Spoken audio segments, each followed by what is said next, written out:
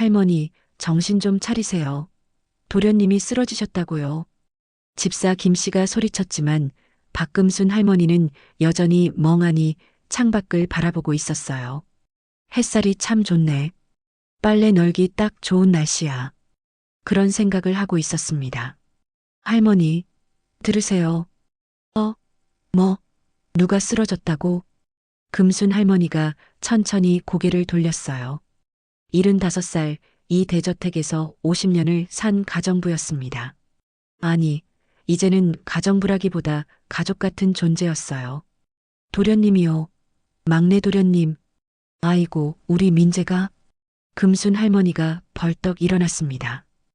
허리는 굽었어도 걸음은 빨랐어요. 2층 침실로 후다닥 올라갔습니다. 침대에 젊은 남자가 누워 있었어요. 최민재 32. 이 집 막내 아들이었습니다. 얼굴이 새하얗고 식은땀을 흘리고 있었어요.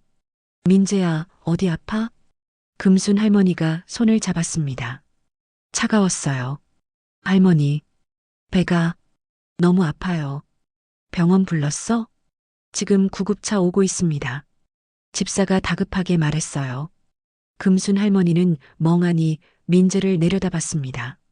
그러다 침대 옆 협탁을 봤어요. 찻잔이 놓여 있었습니다. 반쯤 비어있는 찻잔.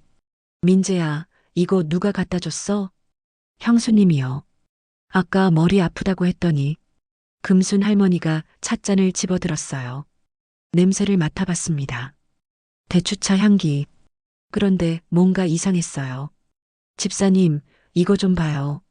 네, 그냥 대추차 아닙니까? 아니에요. 이거. 금순 할머니가 찻잔 바닥을 들여다봤습니다. 뭔가 가라앉아 있었어요. 하얀 가루 같은 게. 그때 구급차 사이렌 소리가 들렸습니다. 민재가 병원으로 실려갔어요. 금순 할머니는 찻잔을 조심스럽게 비닐봉지에 담았습니다. 집사가 물었어요. 할머니, 왜 그러세요? 모르겠어요. 그냥 이상해서요. 멍한 얼굴로 그렇게 말했지만 금순 할머니의 눈은 예리했습니다. 이 집안에 무슨 일이 벌어지고 있었어요. 최가 서울 강남의 우뚝 선 재벌가였습니다. 건설 회사로 시작해 지금은 여러 계열사를 거느린 대기업이었어요. 금순 할머니는 50년 전 25살 때 이 집에 왔습니다. 그때는 작은 2층 양옥이었어요. 회장님, 그러니까 최 회장이 젊은 사업가였을 때였습니다.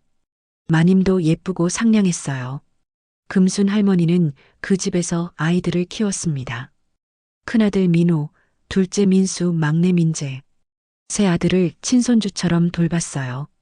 그런데 세월이 흐르며 모든 게 변했습니다. 재산이 커지자 사람들이 변했어요. 큰아들 민호는 회사 경영권을 원했고 둘째 민수는 해외 투자 사업을 하겠다며 돈을 요구했습니다. 막내 민재만 순수했어요. 예술가가 되고 싶다며 그림을 그렸습니다. 그게 문제였어요. 최 회장이 작년에 쓰러졌습니다. 뇌출혈. 지금은 병원 중환자실에 누워 계셔요. 의식은 있지만 말을 못하시고 움직이지도 못했습니다. 유원장이 문제였어요. 회장님이 쓰러지기 일주일 전 변호사를 불러 유원장을 고쳤다는 소문이 돌았습니다. 재산을 막내 민재에게 다 물려준다는 내용이라고요. 그 이후로 이상한 일들이 생겼어요. 민재의 차 브레이크가 고장났습니다. 다행히 큰 사고는 아니었어요. 그 다음엔 집 계단에서 굴러떨어졌습니다. 계단이 미끄러웠다고 했어요. 그리고 오늘 찻잔 사건. 금순 할머니는 멍하니 앉아서 생각했습니다. 우연일까요? 3번이나 계속되는 우연. 뭔가 이상했어요. 병원에서 전화가 왔어요. 민재가 독극물에 중독된 것 같다고 했습니다. 다행히 양이 적어서 생명에는 지장이 없다고요. 하지만 경찰에 신고해야 한다고 했습니다. 집안이 발칵 뒤집혔어요. 독극물이라니. 누가 감히. 큰아들 민호가 소리쳤습니다. 그의 아내 서연이 옆에서 창백한 얼굴로 앉아 있었어요. 여보, 우리 민재한테 그런 짓을 누가. 둘째 민수도 놀란 표정이었습니다. 하지만 그의 아내 지혜는 무표정했어요. 금순 할머니는 구석에 조용히 앉아 있었습니다. 멍하니 사람들을 바라봤어요. 형수 서연, 형수 지혜, 큰형님 민호, 둘째 형님 민수, 누구일까요? 경찰이 왔습니다. 찻잔을 가져갔어요. 조사하겠다고 했습니다. 금순 할머니가 조용히 말했어요. 저기, 경찰 선생님. 네, 할머니. 그 찻잔이요. 형수님이 갖다 줬대요. 큰형수님. 모두의 시선이 서연에게 쏠렸습니다. 서연의 얼굴이 하얗게 질렸어요. 저는 아무것도 안 했어요. 그냥 대추차를 끓여서 갖다 준 것뿐이에요. 대추차는 어디서 끓였어요? 경찰이 물었습니다. 부엌에서요. 1층 부엌. 그럼 부엌에 가보죠. 모두가 부엌으로 갔어요. 금순 할머니도 따라갔습니다. 멍하니 걸으면서도 눈은 이리저리 살폈어요. 부엌 싱크대에 냄비가 있었습니다. 대추차를 끓인 냄비. 경찰이 냄비를 확인했어요. 이 냄비로 끓였습니까? 네, 그래요. 서연이 떨리는 목소리로 대답했습니다. 금순 할머니가 슬금슬금 싱크대 아래를 열었어요. 쓰레기통이 있었습니다. 그 안을 들여다봤어요. 빈 병이 하나 있었어요. 투명한 작은 유리병. 라벨이 찢어져 있었습니다. 저기요. 금순 할머니가 조용히 불렀어요. 이거 뭐예요? 경찰이 다가왔습니다. 병을 집어들었어요. 이게 왜 여기 있습니까? 서연이 당황했어요. 저는 몰라요. 제가 버린 거 아니에요. 그럼 누가 버렸습니까? 집사가 말했어요. 오늘 아침에 쓰레기를 버렸습니다. 그러니까 이 병은 오늘 누군가 버린 거예요. 오늘 부엌을 사용한 사람이 누구죠? 모두가 서로를 쳐다봤어요. 침묵이 흘렀습니다. 금순 할머니가 멍하니 말했어요. 아침에 큰 형수님이 주스를 만들었어요. 둘째 형수님은 샌드위치를 만들었고요. 집사님은 커피를 끓였어요. 할머니는요? 저는 아침 안 먹어요. 위가 안 좋아서. 경찰이 고개를 끄덕였습니다. 그럼 세 분 다 조사해야겠군요. 서연과 지혜의 얼굴이 긴장으로 굳어졌어요. 그날 밤 금순 할머니는 잠이 오지 않았습니다. 작은 방에 누워서 천장을 바라봤어요. 50년을 이 집에서 살았습니다. 이 집 구석구석을 알았어요. 이 집 사람들도 잘 알았습니다. 큰형수 서연. 15년 전에 이 집에 왔어요. 평범한 가정 출신이었습니다. 착하고 조용한 성격이었어요. 하지만 돈에는 관심이 많았습니다. 명품 가방, 비싼 보석, 해외여행. 민호가 벌어오는 돈으로는 부족했던 것 같았어요. 둘째 형수 지혜. 10년 전에 왔습니다. 똑똑하고 냉정했어요. 회계사 출신이었습니다. 민수를 조종하는 것처럼 보였어요. 투자 이야기를 자주 했습니다. 큰 돈을 만지고 싶어 했어요. 두 사람 다 유산에 관심이 많았습니다. 금순 할머니는 한숨을 쉬었어요. 돈이 사람을 이렇게 만드는구나. 50년 전 가난했지만 웃음이 많았던 그 집이 그리웠습니다. 다음 날 아침 경찰에서 연락이 왔어요. 병에서 독극물 성분이 검출됐다고 했습니다. 쥐약의 일종이라고요. 치사량은 아니지만 충분히 위험한 양이었답니다. 누가 샀는지 확인 중입니다. 머지않아 범인을 잡을 겁니다. 경찰이 자신 있게 말했어요. 금순 할머니는 고개를 끄덕였습니다. 그런데 뭔가 걸렸어요. 쥐약이라고 했나요? 저기요, 쥐약이요? 네, 할머니. 이 집에 쥐약 있어요. 네. 모두가 금순 할머니를 쳐다봤습니다. 창고에 있어요. 작년에 창고에 쥐가 나와서 샀거든요. 큰 통으로. 경찰이 깜짝 놀랐어요. 지금 어디 있습니까? 창고요. 지하 창고. 모두가 지하로 내려갔습니다. 금순 할머니가 앞장섰어요. 멍하니 걸으면서도 길은 정확히 알고 있었습니다. 창고 구석에 선반이 있었어요. 거기에 파란 통이 놓여 있었습니다. 쥐약통. 경찰이 통을 열었어요. 반쯤 비어 있었습니다. 작년에 샀을 때 얼마나 있었죠? 가득 차 있었어요. 근데 쥐가 별로 안 나와서 조금만 썼거든요. 그럼 이렇게 많이 없어진 이유는요? 금순 할머니가 고개를 갸웃했어요. 모르겠어요. 이상하네. 경찰이 주변을 살폈습니다. 바닥에 흰 가루가 조금 떨어져 있었어요. 누군가 여기서 쥐약을 꺼내간 흔적이었습니다. CCTV는 없습니까? 지하에는 없어요. 창고니까. 집사가 대답했어요. 금순 할머니는 선반을 천천히 살폈습니다. 멍하니 이것저것 만져봤어요. 그러다 뭔가 눈에 띄었습니다. 선반 옆에 걸레가 놓여 있었어요. 깨끗한 걸레. 이상했습니다. 창고에 왜 깨끗한 걸레가 있을까요? 금순 할머니가 걸레를 들었어요. 냄새를 맡아봤습니다. 세제 냄새. 최근에 빨아서 말린 걸레였어요. 이거, 경찰이 다가왔어요. 왜 그러십니까? 이 걸레요. 누가 여기 놨을까요? 창고 청소는 한 달에 한 번 하는데 지난주에 했거든요. 그때 걸레는 다 가져갔어요. 그럼 누군가 최근에 여기 와서 걸레를 놨다는 말씀이시죠? 그런 것 같아요. 경찰이 걸레를 들고 냄새를 맡았습니다. 이거 혹시 향수 냄새 아닙니까? 금순 할머니가 다시 맡아봤어요. 맞았습니다. 은은한 향수 냄새가 났어요.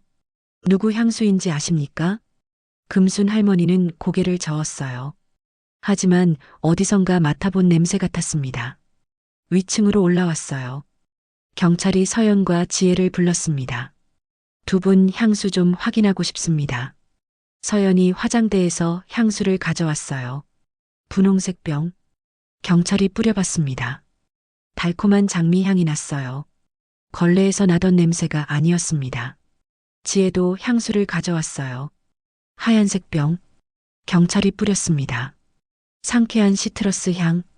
이것도 아니었어요. 금순 할머니가 조용히 말했어요. 저기, 혹시 다른 향수는 없어요? 지혜가 잠시 망설이더니 말했어요. 예전에 쓰던 거 하나 더 있어요. 잠깐만요. 방으로 들어가더니 서랍에서 작은 향수병을 꺼내왔습니다. 보라색 병이었어요. 경찰이 뿌렸습니다. 바로 그 냄새였어요. 걸레에서 나던 냄새. 지혜의 얼굴이 창백해졌습니다. 저는 그냥 예전에 쓰던 거예요. 요즘은 안 써요. 언제까지 쓰셨죠? 한 달 전까지. 금순 할머니가 멍하니 지혜를 바라봤어요. 한 달 전. 그때가 회장님이 유언장을 고쳤다는 소문이 돈식이었습니다. 경찰이 물었어요. 부인, 지하 창고에 가신 적 있습니까? 저는 창고는 잘 안 가요. 그럼 이 향수 냄새가 창고 걸레에서 나온 이유는요? 지혜는 대답하지 못했어요. 그때 민호가 소리쳤습니다. 우리 동생을 죽이려 한 게 당신이야? 아니에요. 저는 아무것도 안 했어요. 그럼 증거는 뭐야? 당신 향수 냄새가 창고에서 나왔잖아. 지혜가 울기 시작했어요. 민수가 아내를 감쌌습니다. 형님, 진정하세요. 아직 확실한 건 아니잖아요. 확실하지 않아? 증거가 여기다 있는데? 말다툼이 벌어졌습니다. 금순 할머니는 조용히 구석에 앉아 있었어요. 멍한 얼굴로 창밖을 봤습니다. 뭔가 이상했어요. 너무 쉽게 증거가 나왔습니다. 걸레의 향수 냄새. 너무 단순했어요. 범인이라면 증거를 남기지 않을 텐데. 일부러 남긴 걸까요? 왜요? 금순 할머니는 천천히 생각했습니다. 지혜가 범인이라면요. 창고에 가서 쥐약을 가져갔어요. 그리고 민재의 찻잔에 넣었습니다. 그런데 증거인 걸레를 창고에 놔두고 갔어요. 그것도 자기 향수 냄새가 나는 걸레를. 이상했어요. 머리 좋은 지혜가 그렇게 바보 같은 실수를 할까요? 아니면요. 누군가 지혜를 범인으로 만들려고 한 걸까요? 금순 할머니가 벌떡 일어났습니다. 저기요. 모두가 할머니를 봤어요. 그 걸레요. 지혜 씨 방에서 가져온 거 아닐까요? 무슨 말씀이세요? 경찰이 물었습니다. 지혜 씨가 창고 간 게 아니라요. 누군가 지혜 씨 방에서 걸레를 가져가서 창고에 놓은 거예요. 일부러요. 왜 그렇게 생각하시죠? 지혜 씨는 깔끔해요. 방도 항상 정리돼 있어요. 그런 사람이 창고에서 쥐약 만지고 걸레로 닦고 그냥 놔두고 왔을까요? 아니에요. 가져와서 빨았을 거예요. 증거를 없앴겠죠. 경찰이 고개를 끄덕였어요. 일리 있는 말씀입니다. 계속하세요. 그리고 그 향수요. 한 달 전까지 썼다고 했잖아요. 그럼 방에 향수 냄새가 배어 있을 거예요. 걸레에도요. 금순 할머니가 지혜 방을 가리켰습니다. 들어가 봐도 될까요? 지혜가 고개를 끄덕였어요. 모두가 방으로 들어갔습니다. 금순 할머니는 화장대를 열었어요. 걸레가 여러 개 있었습니다. 하나를 꺼내 냄새를 맡아봤어요. 향수 냄새가 났습니다. 보라색 병의 향수 냄새. 이 걸레들이요. 다 향수 냄새 나요. 누군가 여기서 하나 가져갔을 거예요. 경찰이 확인했습니다. 정말 그랬어요. 그럼 범인은 지혜 씨가 아니라는 말씀입니까? 잘 모르겠어요. 근데 뭔가 이상해요. 금순 할머니는 멍한 얼굴이었지만 목소리는 확신에 차 있었습니다. 그날 밤 금순 할머니는 다시 생각했어요. 범인은 누구일까요? 지혜를 범인으로 만들려고 한 사람. 그 사람이 진짜 범인이에요. 누가 지혜 방에 들어갈 수 있을까요?